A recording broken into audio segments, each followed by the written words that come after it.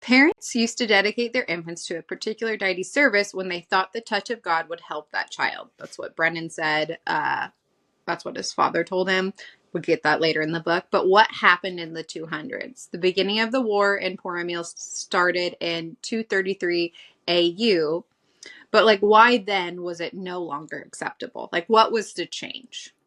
There's no other timeline markers in these books before 233 AU, except for 1 AU, which is the unification of Navarre. So, like, there's a huge gap in history that we don't know anything about. You know, is this something that Navarre has erased already from history? There should. Okay. As for my Lyra and Theophany theory, see, I did it. I'm proud of you. I know that people have, like, a little problem with part of the theory because she was dedicated to Dune, which is a lifetime service, which I understand.